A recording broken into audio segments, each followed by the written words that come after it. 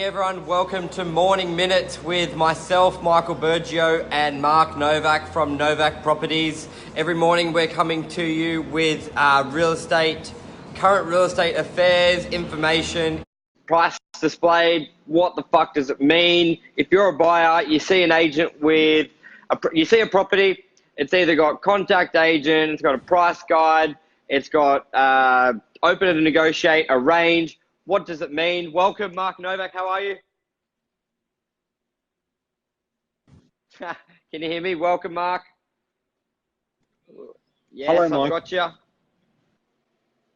Price guides. What does it mean? So confusing for buyers all the time where you either hear them saying they've seen a property with another agent or they go, you're telling us it's guiding 700. What will they take? What does it mean? We're confused. Help us out. We probably take it for granted, hey, because we know all the different pricing strategies, systems that are on offer that owners can choose in the marketplace. Yep. But I definitely think it's worth a chat just with everyone, just to briefly explain what sellers' expectations are and why they are asking an auction for an auction property or a fixed price for some properties, or why it changes and stuff like that. Well, let's do private treaty. So let's start. Do private treaty, because I think a lot of properties are probably private treaty at the moment. Well, let's start with the law, like legislation. Yes. If a property, let's say it's worth 800 on the agency agreement, it's 800,000. Can they be guiding 400,000, Mark? Where's the law? I know, 10%. 10%. Up or down? Off their agreement. 10%. And off their 10% variance. Generally, they'll always go the lower, and they've got to have comparables to support that as well. They can't just have a famous claim on pricing. You've got to stack it up, 3 comparables in writing, provided your client, Fair Trading, ever looks at it. They're going to want to see those comparables in writing to the client. So if I was a buyer, the client being the seller, it would be pretty. So knowing that, so an agent before, so when they list a property, say it's 800,000, they've given 3 comparables to support that $800,000 price tag, and if they can do it within 10%, they may be guiding 750 to 850 or 720 to 800, or a price guide of 720 when the owner's expectation is 800. That's allowed. Give me a number again. Yeah, sounds right. So you see the 800 grand is owner's expectation is the property worth on the agent, and I've got 720,000 price guide. Well, generally, if it's worth 800 in your opinion, you should you should be 5% above and 5% below that to hit the bottom 10%. You can do, but most of us like choosing the cheaper one to get people interested into the property, which can be a little bit false and misleading, and that's when it sort of really upsets the purchasers. Back in the day, they used to, in residential, it was offers over, and a lot of agents were doing 20%, or if not more. They were just saying it was $800,000 price tag, and they'll say offers over 699. Technically, you're right; it is offers over. Yeah, but that's pretty heartbreaking stuff because prospective purchasers were spending money on building inspections, strata inspections, and stuff like that, and just no good at all. You off. So I think it was really smart for big time. You know what I mean? And you turn up, you get G'd up, and the agent's playing dumb the whole way, and you get to the auction campaign, and it's or you make an offer, or you see what it sells for. It's just heartbreaking stuff. So I'm happy the industry clamped down 100%. on it. So to make it easier for buyers, just to recap, within 10% of what the price you've been told by that agent is generally where they've got to do a deal. So if it's guiding 750 to 850, it's within that range. If the owner's expectation is 950 or on the agency agreement, then it's against legislation. So it's good for a buyer to know that as well.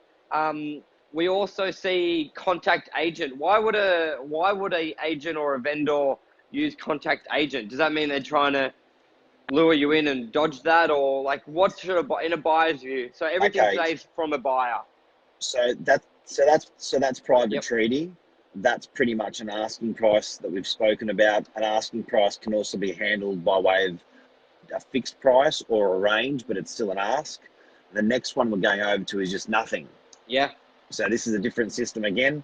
Normally when there's no price on it, it's pretty rare. Yeah, I think you don't really see not it much anymore. I think a lot of people we're going in a direction people want all the information before they contact you, and buyers almost have a checklist in their head of information they want before they call the agent. So they want to know the price, the size, the internal, the outgoings. They want to know it all before they even think about picking up the phone. So I think if an agent doesn't have the price on it, or let's just say a property doesn't have the price on it, I think they're hurting themselves in most occasions. So on this particular one, pretty rare to see it. Normally the agent's too scared to advertise any price because it's way too expensive. Yeah. And then then if the buyer inquires, the same rules apply. The agent will respond with the price, and it's got to be within that 10%. On what's their agreement, on what's on their agreement with their client that's selling. Now, a buyer, you're never going to be able to see that. That's between the owner, the seller, and the agent. But Department of Fair Trading on a complaint can actually ask for that documentation, and it must legally be provided. So you just complain to Fair Trading, and they'll investigate for you if you can prove that you were really screwed around. And what about with an auction campaign? Because I think with the pricing there. So property goes to market. We use the same example, 800,000. Where if there's what do agents do? What should the buyers look out for? Well, the auction one seems to be the big problem in the marketplace. Even though majority of the marketplace does not do auction across New South Wales, auction tends to attract the complaints.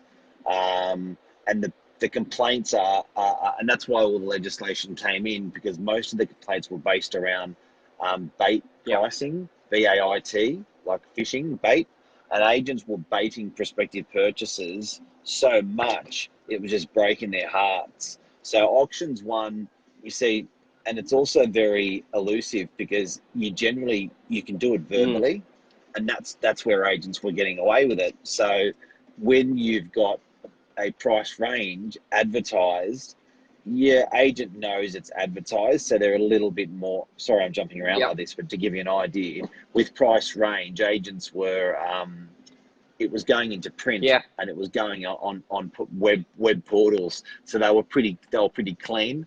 But then with auctions, it was, every representation and price was generally made verbally. So that's when agents were getting extra cheeky. So with that cheekiness, that's where it was, they were, and when I say cheeky, they were cheeky baiting, BAIT, baiting people in. And I'd be interested to know if anyone's got if it's happened to people out there, because I think it's pretty good, the industry now. I don't think it happens as much. But certainly auction was attracting what the agent troubles. would do, they would verbally bait you in with the property, and then they'd have 50 buyers there. It would start at the price they said, and within 3 bids, it's above the guide, and they go, well, you saw the competition, but you're having say 10 buyers there at that expectation of a much lower range. But then the agent, what there was building competition, but the wrong competition within the property. So I think it's a lot better now. I don't feel we get a lot of complaints. I think one thing a lot of buyers it's just the knowledge around a price guide is not a for sale price as well. And if you sort of know that 10% is what agents have to play with legislation, then it's going to be within that price. I think, and also when you're looking for properties as well. So if you're doing the realestate.com search criteria up to $1 million, then you may be getting some properties that really are 1.1 because they're trying to sneak it in under that million. Because that's another thing to be mindful of as well with the searching through there, how realestate.com works. A lot of agents, they try and get it in those price categories, because at the end of the day, you want as many buyers to there as to the property as you can. So I reckon that's a good 10% buffer. We've got Royalty on here. Josh Teslin, how are you, buddy? Hey, Josh. Who else we got? Amal, how are you, legend? Mr. Bridges is on. Andre, good old Higgsy as well. Velko, how are you, buddy? So this morning we're just talking. I hope we're helping you this morning. This morning we're just talking about price guides, pricing. What does it all mean when agents have? Because each agent's different, each property is different. You got guides, you got ranges, you got contact agent, and you got display. So anything else you want to add there, Mark? So there's, how many do you reckon there are? There's, because we've also got Tender, not Tinder. Tender. Tinder. You know Tinder, Michael? Possibly. Yeah. Yeah. So Tinder, Tender. Tender, Tinder is very, very similar to an expressions of interest campaign. For argument's sake, let's call them similar or the same. How does that work? So you pretty much, so let's go from the for sale. Well, auction. You got fixed. You got for sale. So you got auction. You got fixed price. Fixed price or price advertised. Fixed price can be a fixed range or an actual price. You got nobody price, and then you got Tinder or expressions of interest. Tell us about that. Yeah, so I find the tender and the expression of interest a lot more in the commercial market. Where I find it used in residential is generally when owner's expectation is really high, and they're just, or similar to, they want to be similar to, almost they want to be as cheeky with it as an auction, but they don't want to have a date because it's quite a unique property. It may be price set a little bit too high, and they're just really seeing what's out there. So they don't want to display a price, because if you see a price and no one inquires about it, you've got no one to work with. So it's quite elusive and super expensive properties. So if it's stuff that's sort of post 10, 20 million bucks, they don't mind a bit of an expression of interest. Okay, well, campaign. Yeah, to differentiate it. So yes, anything in that, under that 10 million range, I think it's probably a bit more elusive, cheeky on price. But definitely when we go above the residential 5, 10, 15, 20, 30 mil plus, even in development sites and residential, it's generally a lot more to qualify the buyer. So before, if you've got a $20 million property, you're not going to let anybody into that property. So the expression of interest, a lot of the time we're doing, if we're having properties at that level, we're doing checks on the buyer to qualify them before they even go in, which is totally different to that sort of under $10 million range, where if you make a call, I'm going to show you. I'm not going to check your background or check your bank records. But on a lot of those higher end residential deals and commercial, before you even give so with commercial, before we even display or give out the DA documents, which may not be public, and sort of the strategy, we won't even do it unless you've got funds in the account. Very similar to America. You always see that on a $1 million listing, where they're like, are they qualified? Yep, they got funds in the account. We want proof of funds. So that's how that expression of interest or tender will be used in that residential market and commercial as well. So tell me, now we've talked about 4 different price ranges that an owner can select when buying a property and how they work. Are any of them hanging on price? Where I'm going with this is, I find that, like for instance, a 1-bedroom unit in DY just will never auction, or a lower priced 2-bedroom unit in DY will just never auction. But you know, if it's above the average, it's more conducive to doing an auction campaign if it's above the average in the area. So how does that work? So there is a certain price. Oh, 100%. You know, when you're looking at these ranges. Yeah. So when we look at, I think we've used the analogy before. You got like A, B, C, D properties, and they all vary from your suburbs. So an A grade property in DY may be a D grade property in another suburb, Quakers Hill, for example, for Josh. But we're not talking about the price point. It's more if it's a unicorn type of property. I know Amal had that on a podcast of yesterday, unicorn properties, then you will pick a different type of price strategy, as that may attract more buyers, more competition, and you want to give that the opportunity to get the highest price possible. But then if you've got a property that's a very typical style of property in an area like DY, for example, 1-bedders, 1960 builds, or 2-bedders, we've got thousands of them. So unless it's got a super unique feature, then you're probably more doing a price strategy that suits that style of property, and that could be a guide price. I don't really like using for sale. I hate it, to be honest. If you say you can buy it for this price, buyers always come in lower. Hate's a really harsh word. That's how I feel about it. So because Once you've set a price that can buy it, it's almost impossible to go above that price, because if you do get the two buyers there, they go, well, if I inquired 2 weeks ago, I would have bought it for 800. I'm not going 805, even though there's another buyer. You get stubborn, you get emotional. So I always find a price guide is better, even for your typical type of properties in there. Did I sort of say that? Is that what you're going with that, Mark? So, yeah, absolutely. So if you had to choose a weapon with pricing and it was either auction, it was either a range or fixed price, it was Tinder or expression of interest, or no price at all, what's your favorite weapon? I like price. And I'd be interested to know, anyone who's watching, let us know what you love, what your preferred method of marketing is. If you're an agent, if you're a seller, let us know what your preferred methods of marketing is. And if you were buying, what do you want to see? 100%. How do we cater to what you like? So what do you Luke want? out there with what is there a lot of stuff you see when you're looking at properties and you're like, no, if that's got no price or it says that, I'm not even going to bother inquiring. But for me personally, at the market, in this current market, I like price guides. Bobby Djordjevic is there. Oh shit, he's probably from Belgrade again. Price guide. Okay, buddy. Price guide with no top end. So price guide. So that's your price guide, no top end. Well, you can do no top end because it's commercial, but residential has to have a top end. No, price guide, you can do 800. You just do a guide as long as it's within. Not displaying. Okay, so just confirm that you've got a price range, and then but you don't have to display both ends. So 800 to 880 may be the guide, but online I only do 800 because, like I said, I want to build competition to that listing. And if there's ever a top price in there, it's just hard to get above it.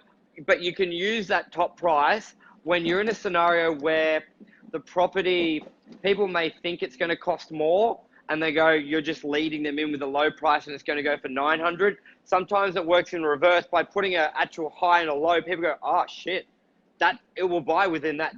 I want to come have a look. So what about you, Mark? Amal says price guide as well. Yeah, I think that I'm a price guide person. I do like being conservative, certainly on the bottom end of the 10%. I find that it attracts your right buyers in. It doesn't upset them because I think 10% is probably about right. So I'm happy Fair Trading imposed that on all of us real estate agents. There's no sort of unfair advantage, but I'm not a fan of putting a bottom price and a top price like what you said.